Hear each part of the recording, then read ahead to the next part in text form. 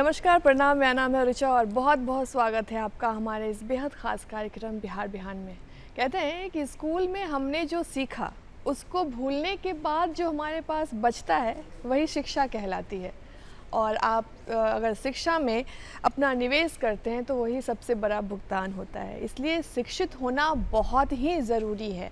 आप किसी भी क्षेत्र में जाएं उससे पहले आप कोशिश करें कि आपके पास एक बेसिक एजुकेशन ज़रूर होनी चाहिए। चलिए, कार्यक्रम की शुरुआत हो चुकी है और हमेशा की तरह आपको और हमें पता है कि हम कार्यक्रम की शुरुआत अनमोल वचन के साथ करते हैं। तो आइए देखते हैं कि आज का अनमोल वचन क्या है। कार्यक्रम को अब आगे बढ़ाते हैं और हमने शुरू में ही कही थी कि शिक्षा जो है वो कितना ज़रूरी है हमारे लिए। जो कि उपाध्यक्ष है राज्य उच्चतर शिक्षा परिषद डॉक्टर कामेश्वर झा जी। सर बहुत बहुत स्वागत है आपका हमारे इस बिहार बिहान कार्यक्रम में। सबसे पहले तो ये जानना चाहेंगे कि आपने कैसे शिक्षा दीक्षा प्राप्त की, कहाँ से की और इस क्षेत्र में कैसे आना हुआ? शिक्षा दीक्षा प्रारंभ में तो लोग दीक्षा ही प्राप्त करते हैं। तो दीक्षा तो संस्कार है जो हमने गांव में घर में प्राप्त की। शिक्षा स्कूल में पाठशाला में प्राप्त की। दीक्षा के बाद शिक्षा और शिक्षा के साथ भी दीक्षा चला। वो गांव के ही प्राथमिक स्कूल से, उमरी गांव का मैं हूँ। वो मधुबनी जिला में उमरी गांव है, अभी लखनऊ थाना प्रखंड, पहले मधेपुर कहलाता था। उसी में गांव के प्राथमिक स्कूल में तीसरे क्लास तक की ही केवल पढ़ाई थी उस समय। अब तो उसी स्कूल में 8वीं तक की पढ़ाई होती है। बहुत ज़मीन भी बना है, मकान भी बना है। झोपड़ी नुमा मकान में छट्टी पर बैठकर सिलेट पेंसिल से और पढ़ाई हमने शुरू की थी। पढ़ाई में ही बहुत प्रोत्साहन हमें मिला। तीसरे क्लास में उस समय अंचल स्तर पर एक परीक्षा होती थी तीसरे क्लास के विद्यार्थियों की, स्कूल से निकलने वाले की। उसमें मुझे याद है पहली बार जीवन की खुशी मुझे स्कूल ने दी जब मैं प्रखंड में फर्स्ट हुआ। फिर अनुमंडल में भी परीक्षा हुई। मधुबनी अनुमंडल था, अब जिला हो गया है मधुबनी। अनुमंडल में भी मैं फर्स्ट हुआ। और फिर दरभंगा जिला में के स्तर पर भी परीक्षा हुई तीसरे क्लास के विद्यार्थी की। ये परीक्षाएं अब नहीं होती हैं। दूसरा रूप है परीक्षा का, ओलंपियाड होता है, गणित का अलग होता है जी। तो उसमें जिला में भी हम फर्स्ट किए और 5 रुपये का पुरस्कार हमको मिला था प्रति महीना। चौथा और 5वां क्लास में मैं था तो 18 महीने में ही दोनों क्लास पूरा हुआ था। तो उसमें 5 रुपया के रेट से 90 रुपया हमको उस समय 57 ईस्वी में स्कॉलरशिप मिला था। और मेरे गांव के लिए ये पहला स्कॉलरशिप था। समाज में मेरे पिता का, मेरे माता जी का, मेरे स्कूल का बहुत सम्मान हुआ था जब जिला में पहला मैं हुआ था। तब तो उससे प्रेरित हुआ। शिक्षा का प्रोत्साहन भी हमें मिला 57 ईस्वी में। फिर लोफा जालपा स्कूल लोफा था, बड़े बड़े उसके विद्यार्थी थे। एटॉमिक साइंटिस्ट भी वहाँ के विद्यार्थी हुए। मेरा दुर्भाग्य मैं नहीं हो सका, मेरा लाइन बदल गया। साइंस से मैं आ गया आर्ट्स में, पॉलिटिकल साइंस में आ गया। पहले तो साइंस में मैं भी था, फिजिक्स केमिस्ट्री मैथ में, सीएम साइंस कॉलेज में। तो जालपा स्कूल से मैं उच्च विद्यालय में पढ़ा, जवाहर उच्च विद्यालय मधेपुर में। पहले ये स्कूल था कॉर्नवेल स्कूल, लेकिन आज़ाद भारत के प्रधानमंत्री के नाम पर इस स्कूल का नामकरण आज़ादी के बाद जवाहर उच्च विद्यालय करके किया गया। उसका मैं विद्यार्थी था। मुझे गौरव है कि डॉक्टर लक्ष्मण झा जैसे विद्वान भी वहीं के विद्यार्थी थे स्कूल लेवल में। वो कुलपति बाद में बने थे और बहुत बड़े हस्ती हैं, स्वतंत्रता सेनानी हैं। लक्ष्मी नारायण सिंह स्वतंत्रता सेनानी है, उस स्कूल का मैं प्रोडक्ट हूँ, इसका मुझे गौरव है। स्वतंत्रता सेनानियों की संख्या में यदि किसी एक हाई स्कूल को गिना जाए तो शायद मधेपुर स्कूल का योगदान दरभंगा के जिला स्कूल के बाद उस जिला में, पुराने दरभंगा जिला में कमी स्टडी में सर्वाधिक हो जाएगा। उस स्कूल में होने का मुझे गौरव था। उसी स्कूल में रहते हुए भारत और चीन का जब संघर्ष हुआ था तो एक टोली घूमी थी स्कूल के हेडमास्टर साहब के नेतृत्व में, जिसमें झोला पकड़ने वाला 2 कपड़ा का, बिछौन की एक चादर, ओढ़ने का एक चादर हाथ में लेके लोग घूमे थे, और सोने चांदी की बरसात माताएं और बहनों ने की थी चीन के लड़ाई में भारत की सेना को सहायता देने के लिए। और वो मैंने आंख से देखा था किस तरह से कीमती आभूषण माताएं 62 ईस्वी में फेंकी थी उस चादर पर, और उसे समेट कर हम लोगों ने स्कूल में जमा किया, फिर जिला गया, फिर उसके लिए प्रशस्ति पत्र भी आया, और वॉलंटियर को जो इनाम मिला तो एससीसी उस समय कहलाता था स्कूल में। अभी एनसीसी जो है, अभी एनसीसी जूनियर कहलाता है स्कूल में, जो उस समय एसीसी नाम था। अच्छा। ऑक्सिलियरी कोर था हुआ। तो मैं एसीसी में वहां अंडर अफसर था स्कूल में, जब आ रहा है स्कूल में। मुझे ये कहते हुए गौरव है कि जब मैं लोफा स्कूल में मिडिल में था, उस समय स्कूल के हेडमास्टर साहब ने मुझे अनुशासन मंत्री बनाया था स्कूल का। वो काम आया हमको जब हम मधेपुर उच्च विद्यालय में गए तो एसीसी में मैं था। शमसुल साहब उसके कमांडर थे, कंपनी कमांडर वही थे। उन्होंने मुझे उस छोटी सी इकाई का नेतृत्व सौंपा था अंडर अफसर का। तो मैं आगे आगे था, हेडमास्टर साहब हमसे भी आगे थे। पूरा स्कूल था मधेपुर की गली गली में, और मधेपुर में बाजार है, बहुत संभ्रांत बाजार है, सुव्यस्त बाजार है। कोसी क्षेत्र में निर्मली से लेके जमालपुर सहरसा तक के बीच का बाजार मधेपुर से चलता है। लोगों की आवश्यकता की पूर्ति मधेपुर से होती है। बाजार के लोगों ने धन दौलत आभूषण सबसे ज्यादा बरसा दिया था। स्कूल की प्रेरणा से राष्ट्रवाद हम में आई थी। फिर उसके बाद मैं कॉलेज में चंद्रधारी मिथिला कॉलेज, स्कूल में मेरा रिजल्ट बहुत अच्छा हुआ। हमारे समय बिहार स्कूल एग्जामिनेशन बोर्ड ने पहले असेसमेंट का सिस्टम था। ऐसा लगा कि असेसमेंट के कारण कुछ ज़्यादा नंबर आ जाता है, कम नंबर जिसे आना चाहिए उसे असेसमेंट में, उसे हटा, असेसमेंट को हटा दिया गया।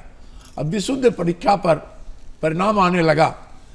तो मुझसे एक बैच पहले किसी को फर्स्ट डिवीजन मधेपुर में नहीं हुआ, लेकिन हमारे बैच में असेसमेंट, तो मेरे बैच में सेकंड साल था, दूसरा साल फर्स्ट डिवीजन लोगों को हुआ, और मुझे भी 79.9% नंबर मैट्रिक में मिला। मेरा नामांकन पटना साइंस कॉलेज, उस समय जिसका नामांकन होता था, माना जाता था कि ये लड़का गारंटीड इंजीनियर होगा। इंजीनियर की गरिमा उस समय सबसे ज़्यादा थी। सिंदरी इंजीनियरिंग कॉलेज की, फिर पटना इंजीनियरिंग कॉलेज की, बीआईटी मिश्रा की, गारंटीड था।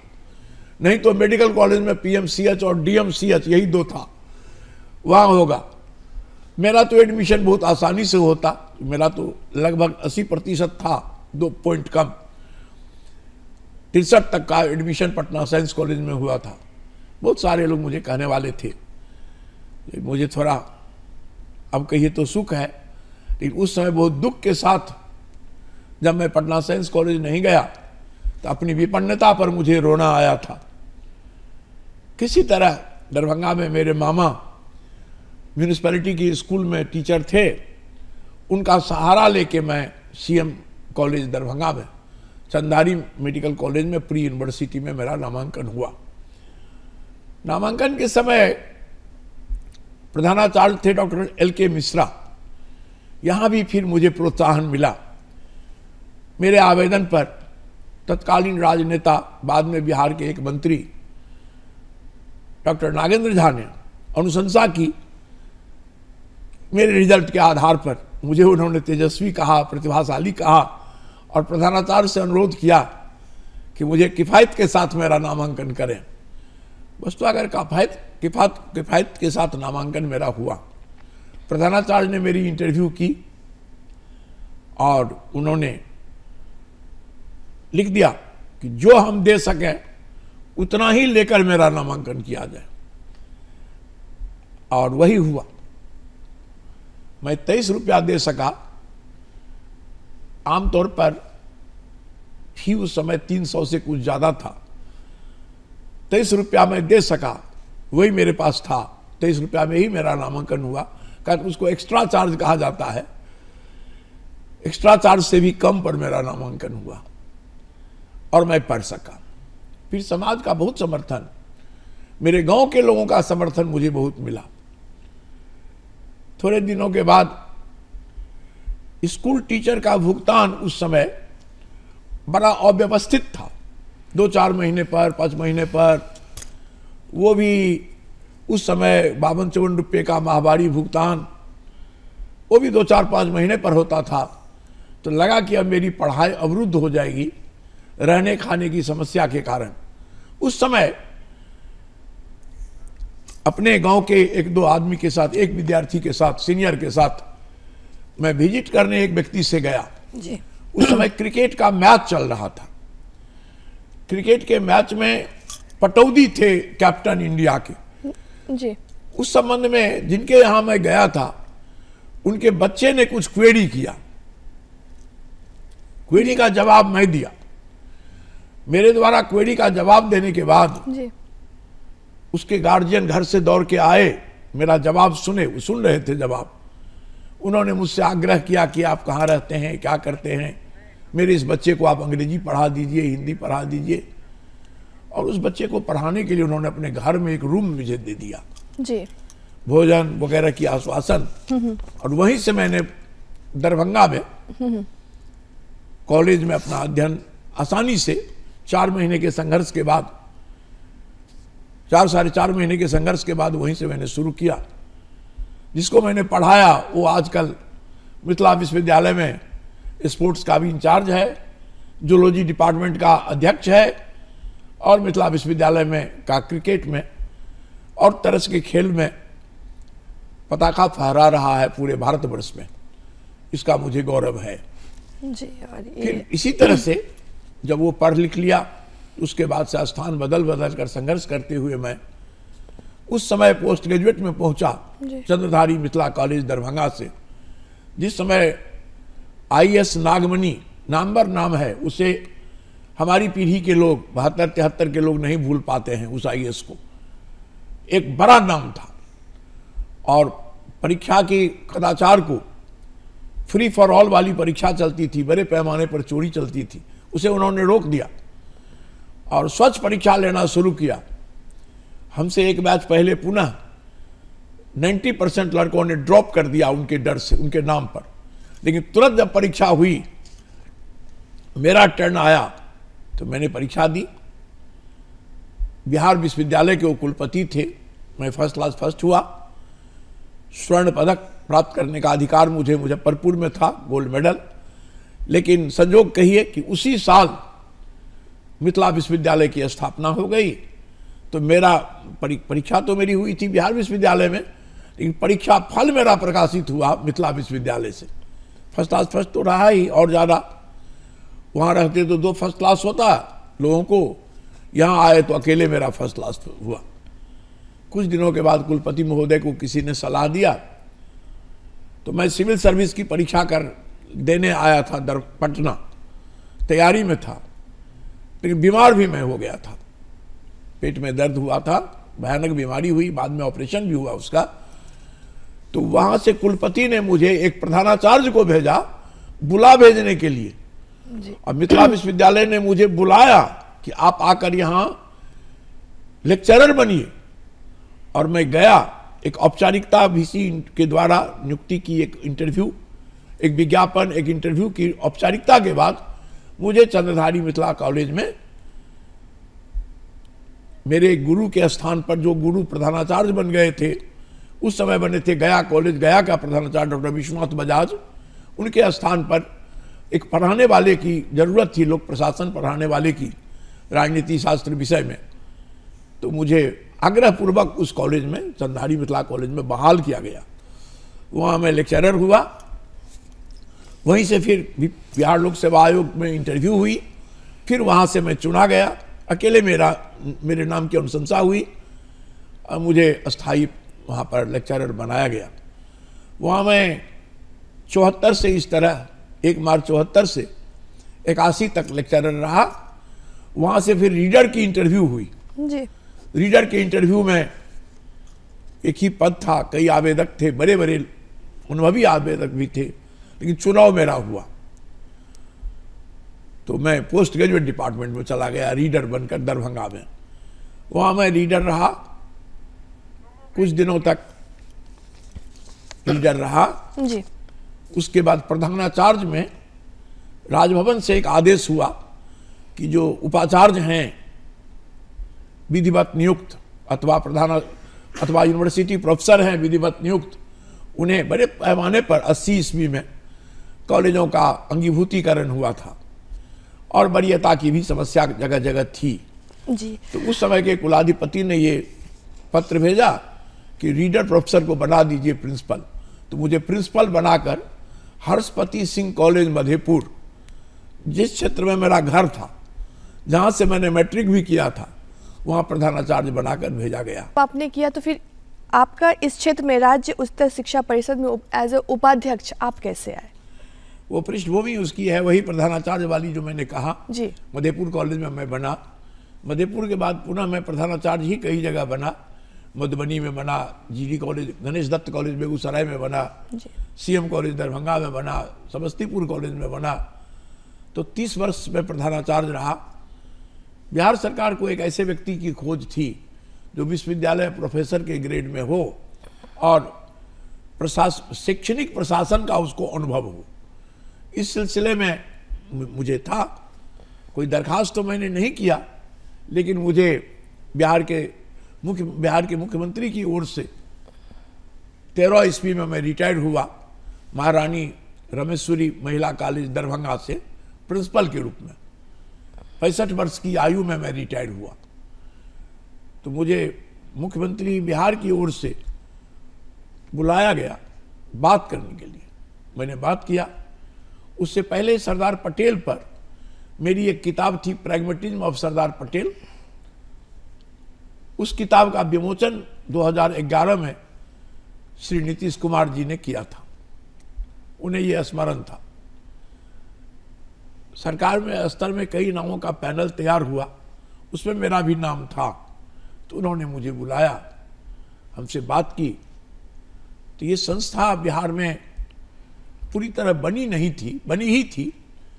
बिहार की सरकार ने MOU साइन किया था भारत की सरकार के साथ। भारत स्तर पर 2012 में राष्ट्रीय उच्चतर शिक्षा अभियान की शुरुआत जी। मनमोहन सिंह जी के प्रभाव में किया गया था। राष्ट्रीय उच्चतर शिक्षा अभियान में बिहार की सहमति नहीं हुई थी पहले, लेकिन 13 ईस्वी में सितंबर माह में नीतीश कुमार जी की सरकार थी, बिहार ने साइन किया। जब नीतीश कुमार चीफ मिनिस्टर थे, बिहार ने साइन किया तो बिहार मेंबर बन गया राष्ट्रीय उच्चतर शिक्षा अभियान का, यही नाम पहले पड़ा।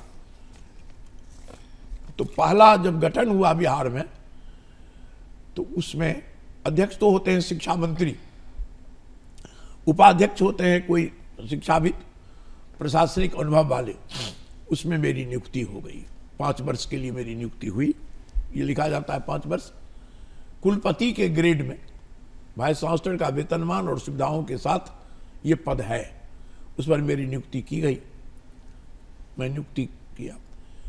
फिर राष्ट्रीय उच्चतर शिक्षा अभियान के लिए उस समय कोई कार्यालय नहीं था। मुझे ही उस समय के शिक्षा मंत्री जी ने, शाही जी ने कहा कि अब खोजिए कहाँ कार्यालय बनाइएगा। एक बैठने के लिए स्टूल तक नहीं था, कुर्सी नहीं थी। तो सारा काम मेरे ऊपर भार पड़ा और मैंने किया। टेक्स्ट बुक कॉरपोरेशन बुद्ध मार्ग में है, वहाँ के डायरेक्टर साहब से मिलने पर एक कमरा मुझे मिला और फिर वहीं पर इसके ऑफिस के लिए जगह भी मिला। और रूसा से तब तक काफ़ी पैसा आ चुका था इसके कार्यालय के लिए। 8 करोड़ का सैंक्शन आया था तत्काल, उसमें से 1/4 भाग आ गया था। तो 2 करोड़ की राशि, 2 करोड़ 62 लाख की राशि कुल मिलाकर आई थी। उससे इसका कार्यालय बना। वो कार्यालय टेक्स्ट बुक कॉरपोरेशन भवन के नीचे तल्ले पर अवस्थित है जी। तब से उसी में मैं बना। तो 5 साल का टर्म मेरा पूरा हो गया 19 ईस्वी में। 14 के 28 मार्च को मैंने 2014 में 28 मार्च को मैंने योगदान किया था। 19 में मेरा टर्म पूरा हो गया और मैं अपने घर दरभंगा चला गया। वहाँ पर मेरा एक मकान है, उसी समय मैंने बनाया था जब मैं प्रिंसिपल था, टीचर था। फिर उसमें 1.5 वर्ष के बाद हमें फिर फोन गया मुख्यमंत्री कार्यालय से, कोई संपर्क बीच में नहीं, कि मुख्यमंत्री जी चाहते हैं कि एक बार पुनः आप उच्चतर शिक्षा परिषद का उपाध्यक्ष बनिए, आपकी यदि सहमति हो तो। मैं पहले ही 5 वर्ष रह चुका था। प्रधानाचार्य के रूप में भी मैं कई जगह दोहरा कर तेहरा कर प्रधानाचार्य बना था। सीएम कॉलेज में मैं 3 बार प्रधानाचार्य बना था, चंदाड़ी मिथिला कॉलेज में। दोहरा तेहरा कर पद पर आने का अनुभव मेरा खट्टा मीठा था, इसलिए थोड़ा सोचने में हमने कुछ मिनट का समय लिया। लेकिन मुख्यमंत्री जी के आग्रह पर उन्होंने व्यक्तिगत आग्रह किया कि अब बड़ी बड़ी योजनाएं लागू होने वाली है, उसमें आपका चाहिए। तो हमने हाँ कर दिया और मैं आज हूं। वैसे मेरे लिए माननीय महामहिम राज्यपाल को भी और मुख्यमंत्री को भी कानून में संशोधन करना पड़ा। उस समय का जो कानून था, बन गया था कानून, उसकी शर्त में था, राष्ट्रीय उच्चतर शिक्षा अभियान की शर्त में, कि 5 वर्ष के अंदर आपको अधिनियम बनाना पड़ेगा, अस्थायी बनाने के लिए, स्वायत्तता देने के लिए। वो अधिनियम बिहार भारत देश का 6ठा राज्य था जिसने अधिनियम बनाया था। उस अधिनियम में संशोधन करने की जरूरत पड़ी, अध्यादेश के द्वारा संशोधन हुआ, फिर विधानसभा विधान परिषद से पारित करके सभी राजनीतिक दलों के समर्थन से सर्वसम्मति से वो अधिनियम पारित हुआ और उसका लाभ मुझे मिला, सम्मान मुझे मिला और मैं उस पद पर हूँ। जी कहते हैं कि राज्य स्तर शिक्षा परिषद जब आपने ज्वाइन किया, आपने क्या क्या बदलाव देखे और ये कैसे कार्य करती है और क्या एक्सपेंड है इनका, इसके बारे में बताएं। ये बहुत ही प्रासंगिक प्रश्न है आपका। इसलिए प्रासंगिक है कि बिहार के लोगों को, देश के लोगों को तो कुछ मालूम भी है, बिहार में यह ठीक से पता नहीं है कि ये राष्ट्र क्या है, बिहार उच्चतर शिक्षा परिषद क्या है। इसलिए इसी का उत्तर मैं पहले आम जनता के समझदारी के लिए दूंगा। जी। उच्चतर शिक्षा का अर्थ है इंटर शिक्षा के बाद की शिक्षा, +2 के बाद की शिक्षा, intermediate degree, post graduate degree, professional degree, कौशल की डिग्री, अब आम बोलचाल में जिसे वोकेशनल कहते हैं, जॉब ओरिएंटेड कहते हैं, वह डिग्री, ये सब उच्चतर शिक्षा में आते हैं। या इंटरमीडिएट लेवल पर जो 9 महीने का कम से कम का डिप्लोमा हो वो भी आता है। मैट्रिक के बाद यदि कोई 3 वर्ष का कोर्स हो डिप्लोमा, वो भी उच्चतर शिक्षा में आता है। ये सारे हैं उच्चतर शिक्षा और तरह तरह के नाम से हैं। विश्वविद्यालयों में भी हैं, स्कूल में भी हैं, विश्वविद्यालय में भी, सरकारी में भी हैं, निजी में भी हैं। तो समन्वय की समस्या इसमें रहती है। समन्वय के अभाव में इसके संचालन में भी कठिनाइयां होती हैं, विकास में भी कठिनाइयां होती हैं। तो सबसे पहला काम इसका है समन्वित करना, इसे सबों को एक धारा पर ले चलना, शैक्षणिक गुणवत्ता को देखना, परीक्षा की सूचिता को देखना, परीक्षा परिणाम में निष्पक्षता को देखना, ये हमारा काम है। और साथ में विश्वविद्यालय की स्वायत्तता को भी सुनिश्चित करना, ये भी इसका काम है। इन सारे कार्य के लिए अनुदान मिलता है, भारत सरकार से अनुदान मिलता है और उसका मैचिंग शेयर स्थापना व्यय को छोड़कर, मूल संस्थान को छोड़कर भारत सरकार देती है। इसके संचालन के लिए, मूल संचालन के लिए भारत सरकार देती है, बाकी के लिए बिहार सरकार को उसमें मैचिंग शेयर देना पड़ता है। ज्यादा भारत सरकार देती है, कम 60-40 का अनुपात पहले ये 65-35 का था, अब ये 60-40 का अनुपात है। 60 रुपया भारत सरकार देती है, 40 रुपया बिहार सरकार देती है।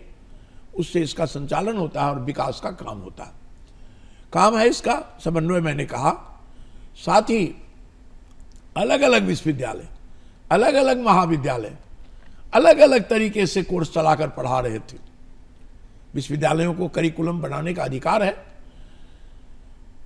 तो पहले एक समय था बिहार में कि इंटर विश्वविद्यालय बोर्ड था, इंटर यूनिवर्सिटी बोर्ड था। 2007 में उसको भंग कर दिया गया कि नहीं, इसकी जरूरत नहीं है।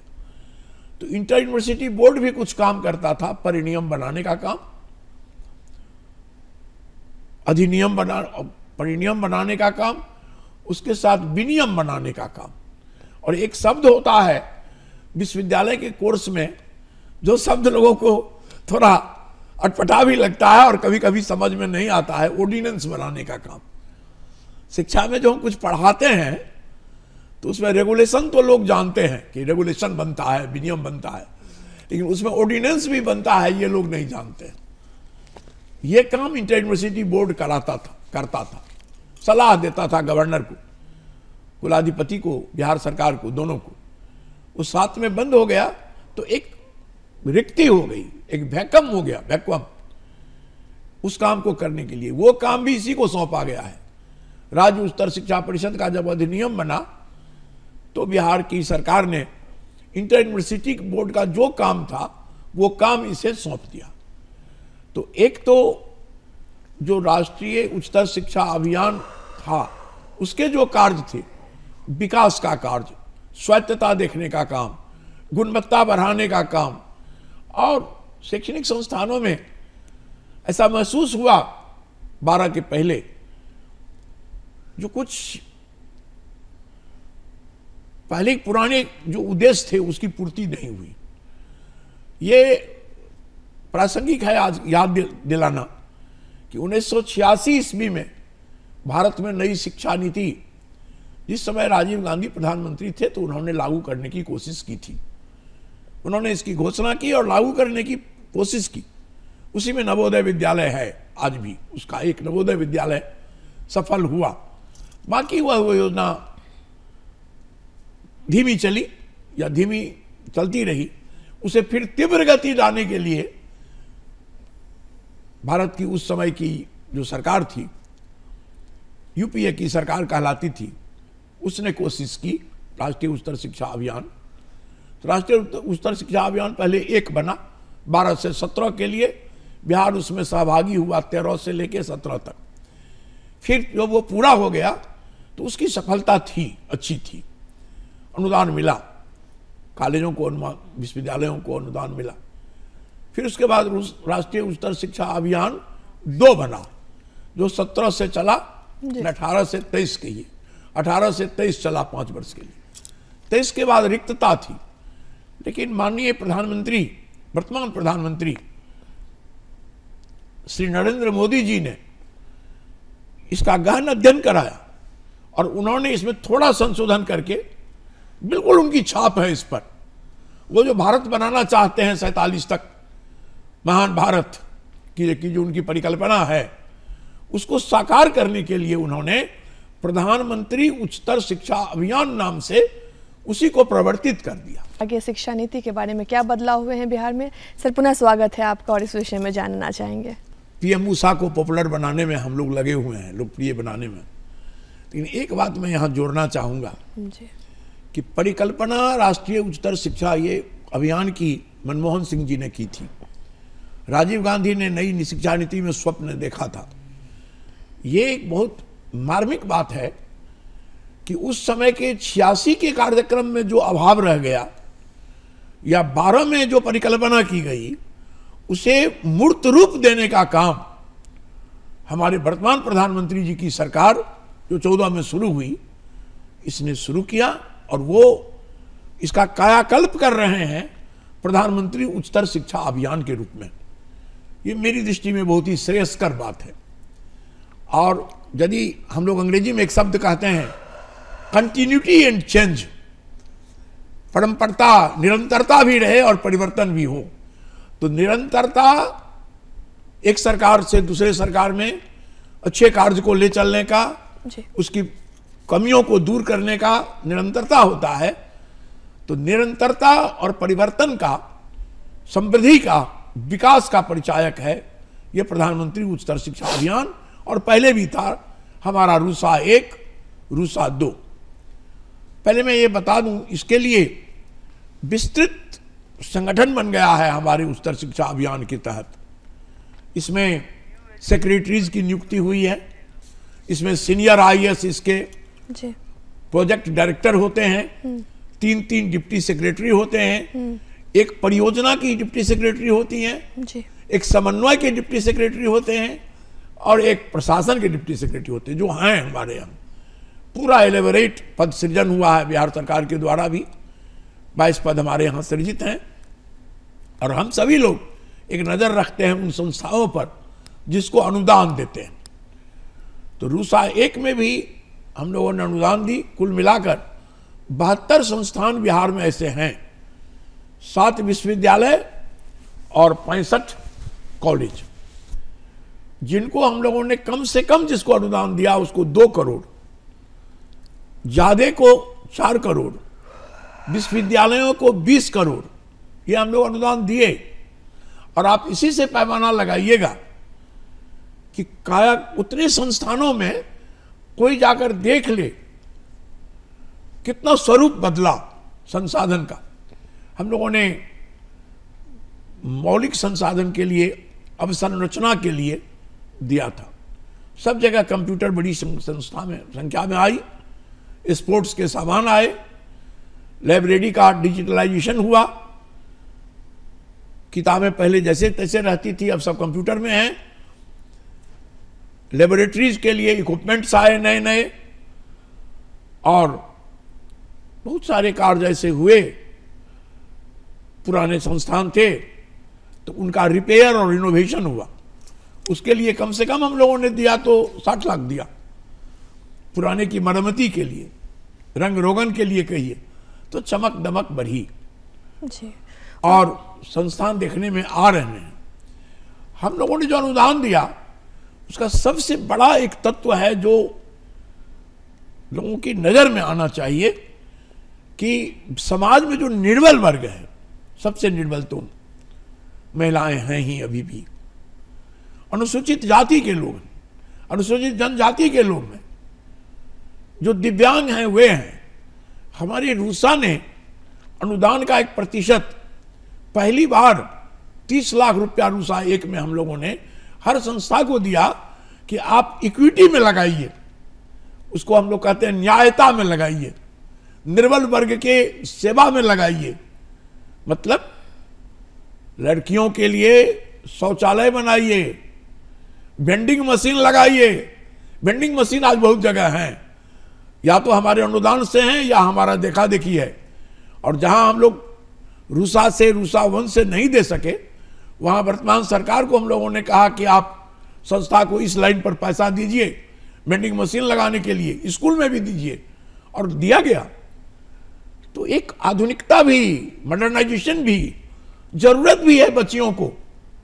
जी, जब हम शिक्षा की बात करते हैं तो उच्चतर शिक्षा की जब बात करते हैं तो कहीं ना कहीं पहले हम नई शिक्षा नीति जो है वो बहुत बड़ा बदलाव लाया है शैक्षणिक जगत में। इसके विषय में कुछ बताइए कि क्या क्या बदलाव हुए, क्या क्या चेंजेस आए, आपने क्या परिवर्तन देखे? नई शिक्षा नीति शब्द का जब आप प्रयोग कर रही हैं जी, तो मैं चाहूंगा कि आप इसको 2 संदर्भ में याद करें, 2 परिप्रेक्ष्य में याद करें। नई शिक्षा नीति शब्द का प्रयोग 86 वाली शिक्षा नीति में हुआ। अभी आप जिस संदर्भ में प्रयोग कर रही हैं उसमें नई शब्द नहीं है, वो है राष्ट्रीय शिक्षा नीति 2020, वो है राष्ट्रीय शिक्षा नीति 2020। नई शिक्षा नीति तो वो थी जिसकी मैंने थोड़ी चर्चा की जी। यह नीति जिस तरह बनाई गई है बड़ा है, 220 पृष्ठ का रिपोर्ट है केवल हायर एजुकेशन के लिए। प्राइमरी, सेकेंडरी, सीनियर सेकेंडरी की चर्चा मैं नहीं करना चाहूँगा। अभी उच्चतर शिक्षा की बात मैं कर रहा हूँ, इसलिए मैं उच्चतर शिक्षा के संदर्भ में ही जी। उसके बारे में कहूँगा।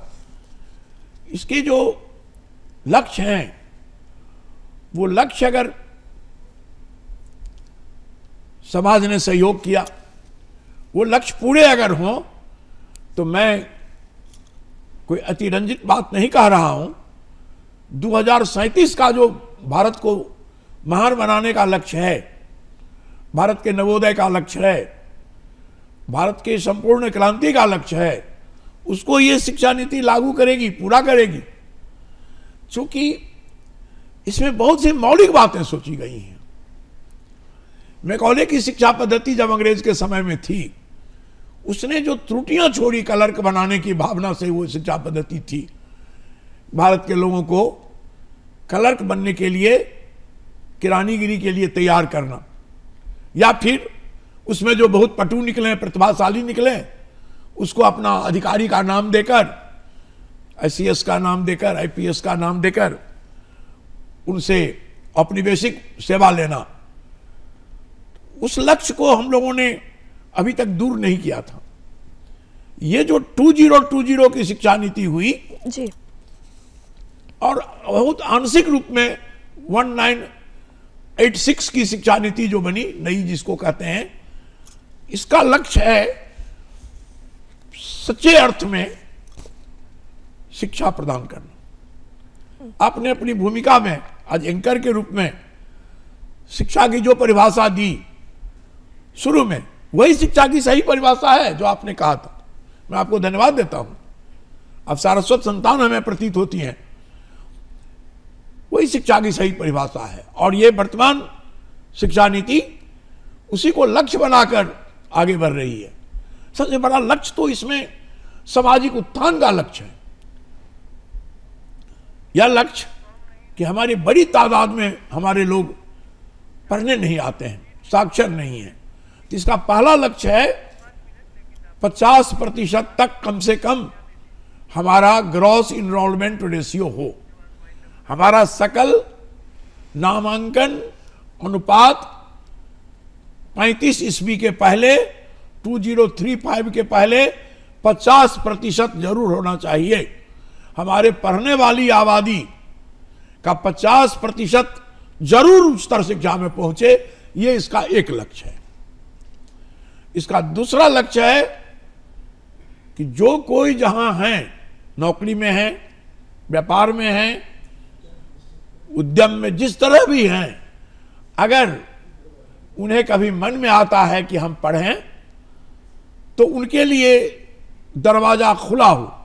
कहीं उन्होंने पढ़ा होगा कुछ क्लास तक, पढ़ते पढ़ते उन्होंने छोड़ दिया होगा, ड्रॉप आउट की समस्या,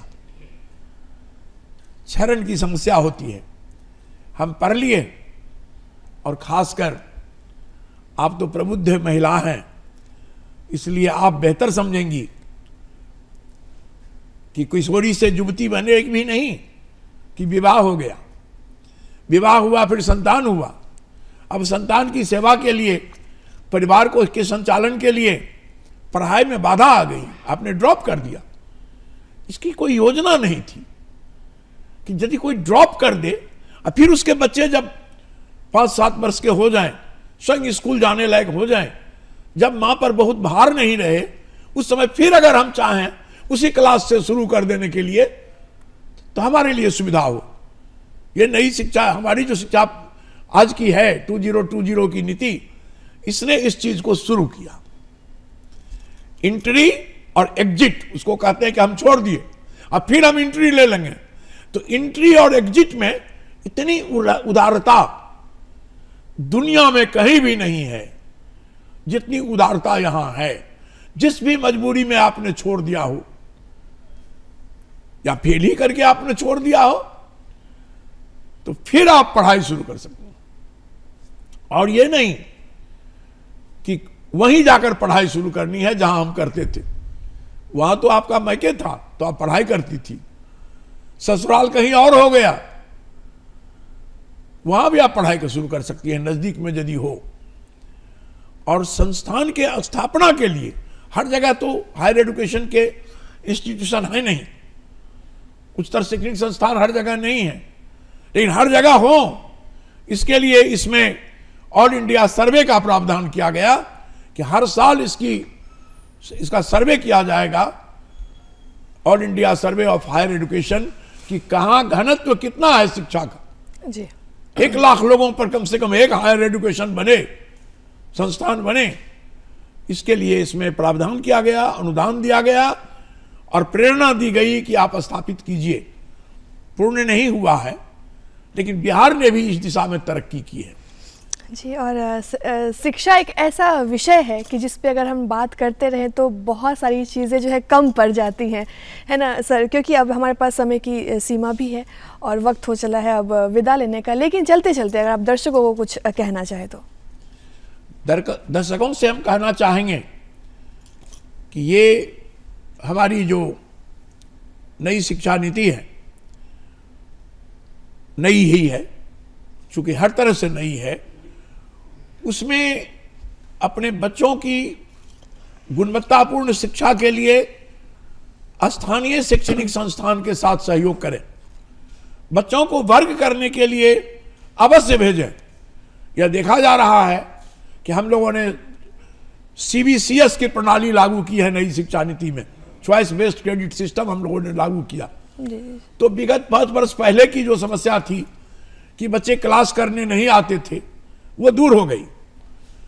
परीक्षा देने नहीं आते थे, CBCS में अनिवार्यता उनके लिए हो गई है कि उनको सेमेस्टर एग्जामिनेशन देना है, उनके लेक्चर पर, उनकी उपस्थिति पर उनको अंक मिलना है, असेसमेंट पर उनको अंक मिलना है, तो वे आने तो लगे हैं। लेकिन जब मुख्य पढ़ाई का समय है, हाजिरी बनाकर कोचिंग संस्थान में चले जाते हैं। अब जबकि हमारे पास शिक्षकों की तादाद बढ़ी है, शैक्षणिक संस्थान के पास संसाधन है, अभिभावकों से हम कहेंगे कि एक बार पुनः अपनी नजर उठाकर देखें जो परिवर्तन हुआ है और परिवर्तन का लाभ अपने बच्चों को दें, गुणवत्तापूर्ण शिक्षा का लाभ दें, बच्चों को अनुशासित रहने के लिए कहें और मोबाइल पर निर्भरता कम करें। यह मेरा अनुरोध सबसे होगा। जी, बहुत बहुत सर शुक्रिया इतनी अच्छी बात करने के लिए और दर्शकों को भी इतना अच्छी बात बताने के लिए आपका बहुत बहुत धन्यवाद।